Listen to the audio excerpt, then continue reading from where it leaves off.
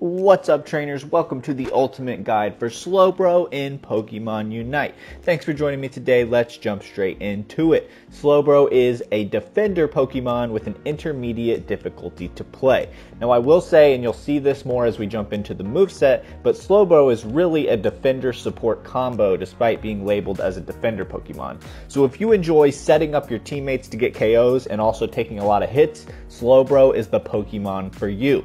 Now before we actually jump into the arena, let's start taking a look at the items that we're going to equip on this guy.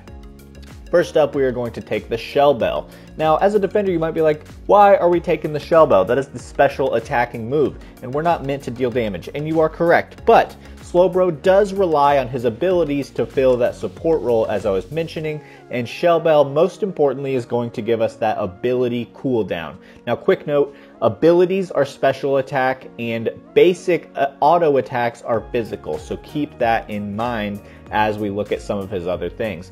And Shell Bell has the added benefit of giving us a little HP regen when we hit damage with our abilities, and that's not going to be bad for Slowbro at all. Second up, we are going to take the Rocky Helmet. As a bulky, tanky Mon, it's going to deal a little bit of residual damage to our enemies whenever they hit us, and that's going to be really good. And third, as I said, we're going to play that support role, so we're not going to be attacking and getting KOs on those wild Pokemon early game, and so we're going to take the experience share to get us caught up on all that experience that we're letting our carries gain. And also, experience share has the added benefit of giving us a small speed boost, which is very good for Slowbro because he, rightfully so, is a bit slower, and so that helps us get around just a bit quicker.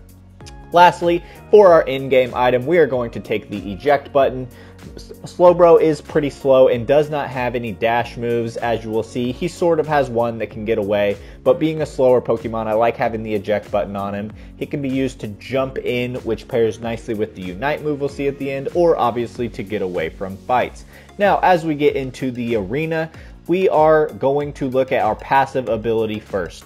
So this is something to know. Slowbro has a very nice passive. It's called Oblivious, and whenever you receive damage, instead of receiving that HP loss immediately, you receive it over time. Now that's nice because if you can deal damage to somebody with one of your abilities, you actually cancel out some of that damage that you should have taken if you can balance that out. So you still take all the damage unless you're able to deal damage to someone with a move. Now also, another thing it does is whenever you do that, it can lower someone's special defense, which means that abilities are going to hit them harder. And not just for you, that's for your teammates as well.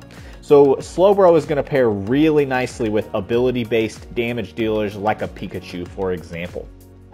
The other thing Slowbro does, he's kind of crazy. His basic attack buff, every third basic attack deals extra damage. It deals area of effect damage. You'll see it's like a little water gun, and it lowers the enemy's special defense again.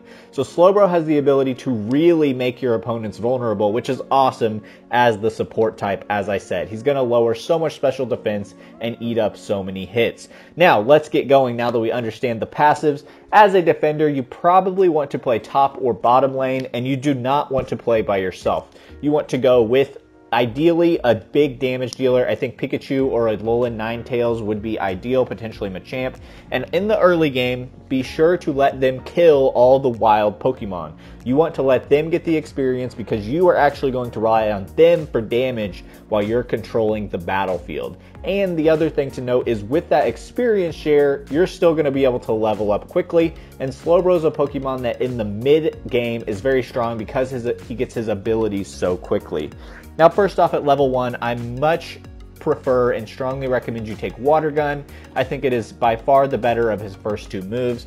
Water Gun, it's a build up to a stream of water. The longer you build it up, the more damage, the more speed lowering ability, and the more distance you get on it. So you can see it's just a nice simple charge move, it's range, and it also lowers enemy speed. So it can be nice. You're not going to want to be super aggressive in the early game because you don't have your crowd control yet. You don't really want to get into team fights, so hopefully you can play with a teammate that's willing to farm with you, at least until you hit level 4.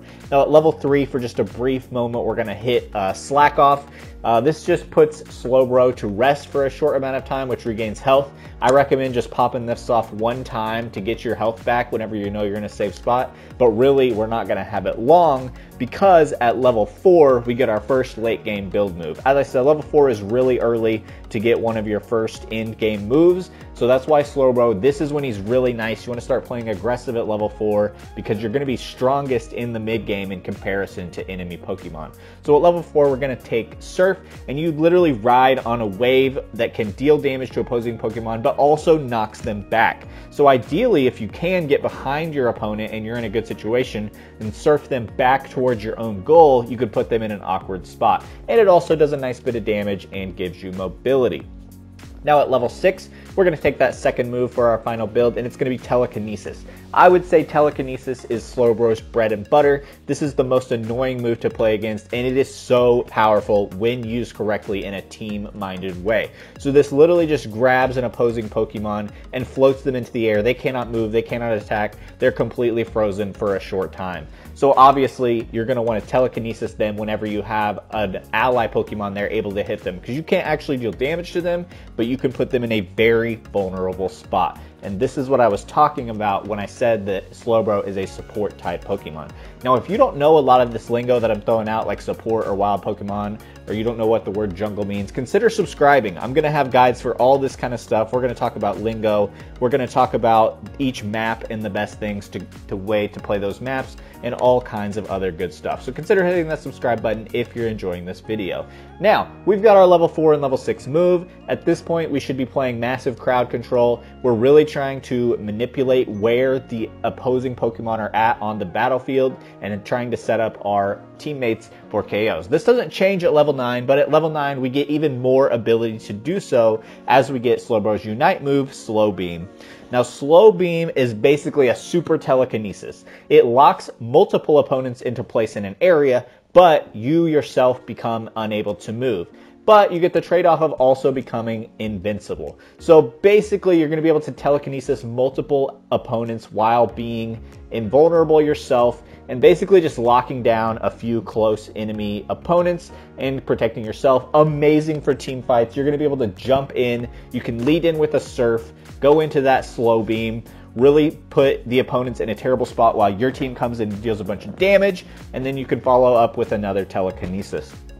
Now, once we get into the late game, you're just really, like I said, looking to lead into team fights yourself. You're really bulky. You're looking to crowd control on opposing damage dealers specifically. For example, if you can use your Telekinesis on whatever Pokemon is really running away with the game and get them out of the fights, that's where you're really going to thrive.